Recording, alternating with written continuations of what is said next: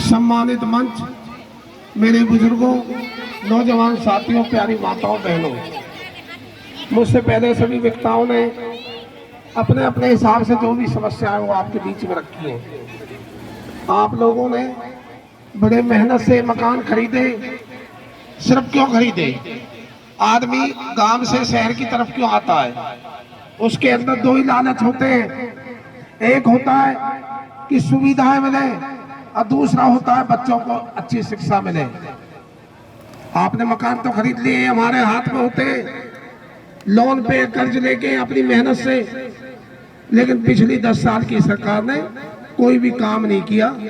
आज हमारे क्षेत्र में कोई भी अच्छा स्कूल नहीं है, कोई अच्छा कॉलेज नहीं है। पार्क देख के हालात पता लग रहे हैं। पहले भाई साहब बता रहे थे पानी नहीं आता।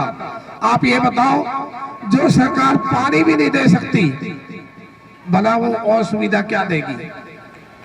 कोरोना हुआ था पीछे, मैं उस विषय में नहीं जाना चाहता, लेकिन आपके बीच में कोई भी भारतीय जनता पार्टी से, चाहे कोई विधायक हो, चाहे कोई मंत्री हो, चाहे कोई मेंबर पार्लियामेंट हो, कोई आपके बीच में आपका सुख दर्द पूछने के लिए नहीं आया। बहन जी थी सादा राठौर जी, जिन्होंने 10 साल तक आपके बीच में 2005 से 2014 तक काम किए, आपके बीच में रही, आपकी समस्याएं सुनी और यहाँ पे रोजगार देने का काम किया।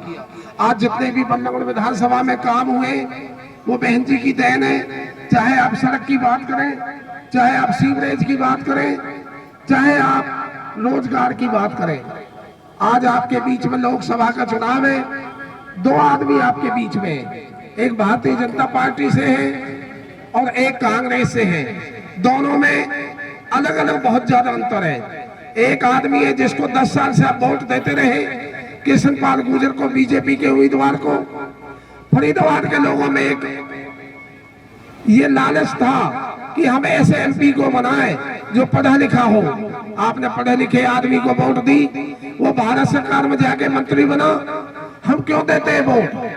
देश की आजादी के बाद अगर हमें एक समानता मिली है, राजा और रंक में एक ही समानता है, हमारी सबकी वोट की कीमत एक जैसी है। हमने इसलिए वोट दी थी कि हमारे फरीदाबाद का विकास हो, लेकिन चौधरी कृष्णपाल गुर्जर ने क्या किया? अपना विकास किया, कभी क्षेत्र का विकास नहीं किया। आप तो यहाँ रहते हो इस क्षेत्र में, आप अगर जिसको ग्रेटर फरीदाबाद कहते हैं, उस फरीदाबाद में जाके बिल्डरों से बात करो। जितनी भी बिल्डिंगें हैं, जितनी भी सोसाइटियां हैं, हॉस्पिटल है, स्कूल है, कॉलेज है, सब में हिस्सेदारी है। आज वहां पे कोई भी अच्छा बिल्डर नहीं आ सकता। अगर कोई भी अच्छा बिल्डर आएगा, पहले कृष्णपाल की हिस्सेदारी देनी पड़ेगी। आपको आज बहुत पछतावा हो रहा है, हम सब पछता रहे हैं, लेकिन भगवान ने, परम पिता परमात्मा ने हमारी सुनी। हमारे बीच में 2 आदमी अच्छे आ गए कम से कम, एक चौधरी महेंद्र प्रताप जी और एक आपकी भाभी एमएलए बहन सादा राठौर जी। देखो, हमें एक ही काम करना है। लोकतंत्र में लाठी और गोली तलवार से फैसले नहीं होते, लोकतंत्र में फैसले होते वोट से। आप जिसे चाहो कुर्सी पे बिठा दो और जिसे चाहो आप उतार दो, लेकिन उसके लिए एक ही समझ लेनी है हम सबको, क्योंकि वो डिसीजन 1 मिनट और 1 दिन का होता है। अगर हमने वो गलती कर दी, 5 साल तक हम पछताते रहेंगे। मोल का पानी पीएंगे, सीवरेज जाम रहेंगे, सड़कें टूटी रहेंगी, अब पार्क के यही हालात होंगे जो ये है। क्योंकि मैं शॉर्ट में कहना चाहता हूं, बहन जी को बोलना है, कृष्णपाल से ज्यादा भ्रष्टाचार में आज राजनीति में कोई नहीं है। आपको ईमानदार लोग चुनने चाहिए।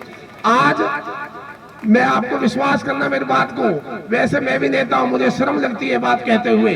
आज पढ़ा लिखा बच्चा रेहड़ी लगाना पसंद करता, राजनीति में आना पसंद नहीं करता।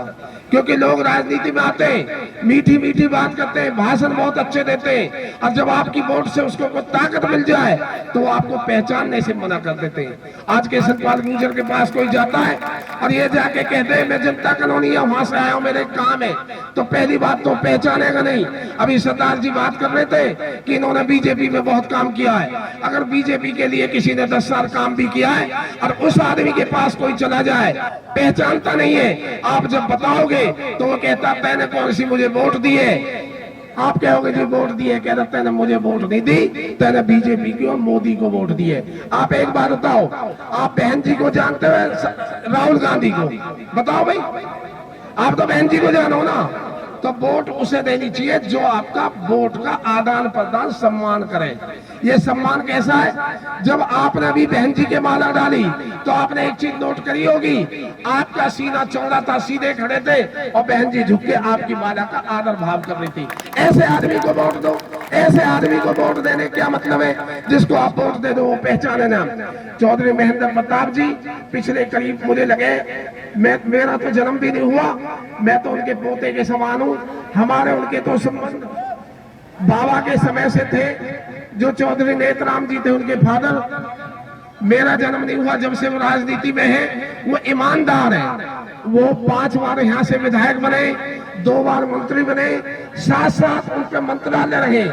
आप एक बात बताओ, जिस आदमी के पास 7 मंत्रालय हो और वो आज उस ईश्वर ने आपके बीच में भेजे, हम पे चूक ना हो जाए। हमारे बुजुर्ग कहते हैं कि लक्ष्मी सबके घर आती है, कोई पहचान लेता है, कोई ठुकरा देता है।